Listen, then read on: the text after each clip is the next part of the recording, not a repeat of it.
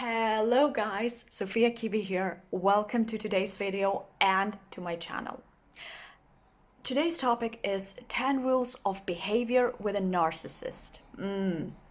Yeah, the best tip is to avoid them, of course, but sometimes in certain cases we can't avoid them because they could be a family member, a close friend, a husband or a wife, a teacher, just anyone you have to interact with on a regular basis.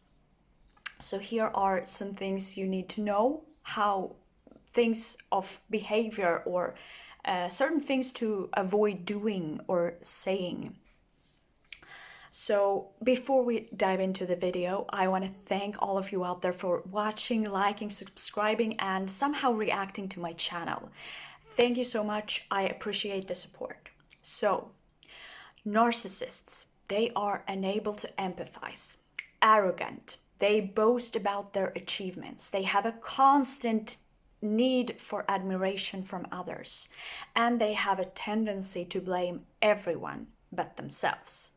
Usually when we experience strong emotions, the best thing to do is to talk to someone, or best case scenario, talk to the person that evokes these feelings in us. But with a narcissist, this doesn't help because they don't care about our feelings. So how do you protect yourself from a narcissist if you can't completely avoid them? First thing or tip is to don't imitate the narcissist behavior. What do I mean by this? Have you noticed how people that mistreat us bring out the worst qualities in us?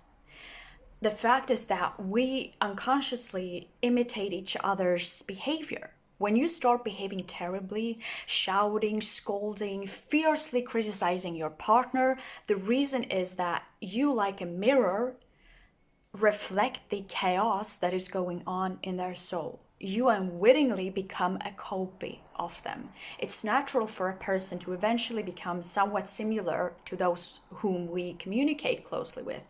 But you need to train your ability to resist in this case. The second thing is that don't let the narcissist decide for you who you really are. Only you can decide who you really are. We know that narcissists are great at instilling their ideas on us about who we are, and usually the worst ones as well. So try to get to know yourself. Narcissists often project their flaws onto us, and they do it successfully, whether it's laziness, selfishness, inability to handle money, or something else. But usually it happens successfully. We start to believe that we possess these qualities. Therefore, it's important to maintain a positive self-esteem for yourself so you don't get affected by this. The third thing is don't give them power over you. Don't let the other person be responsible for your decisions, thoughts, and feelings, even if their behavior frightens you, okay? Don't give in to fear. Remember that the only way to break free from their power is to show resilience and not give in. The fourth thing I want to talk about is that you need to be true to yourself. If you live with a narcissist, it's difficult to do it, but you still need to try to do what is best for you.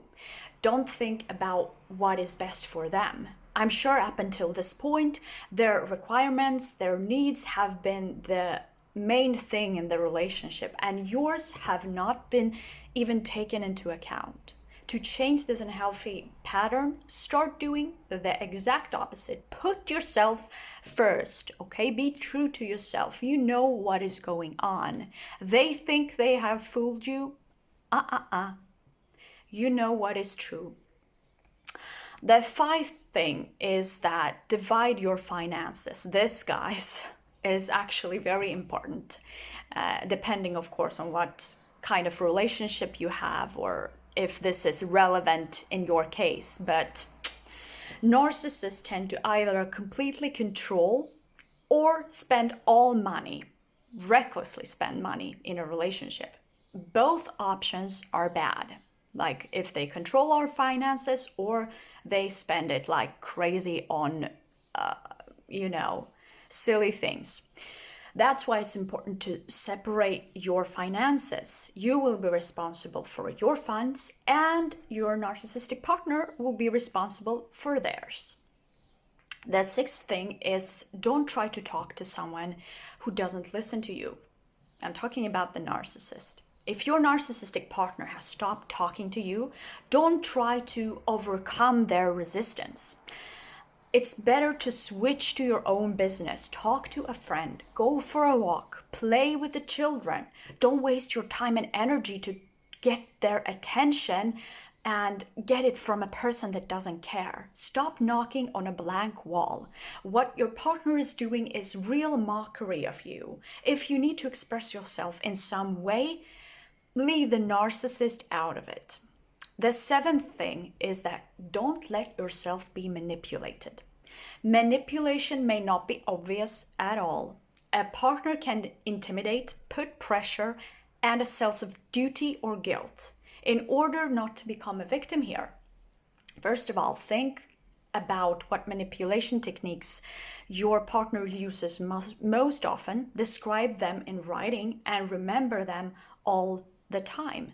If you feel like you're about to fall into their trap, firmly tell yourself, stop, no, not gonna happen, and repeat that mantra to yourself. Observe, but don't get involved, okay?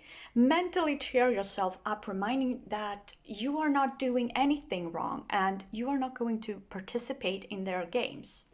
Not anymore, at least, if you have in the past. So you're not going to do that anymore.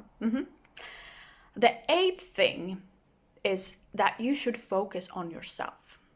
You can't change anyone but yourself, so don't even try. Don't waste a minute of your precious life trying to get someone to understand you better, take you seriously, or love you. Instead, learn to deal with the pain and frustration that inevitably arise in such an unequal relationship.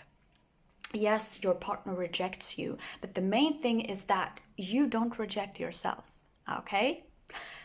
The ninth thing is that you should not be defensive. Narcissists love to make us defensive. They attack knowing exactly what our weaknesses are. If you notice that you're starting to make excuses, stop and take a deep breath.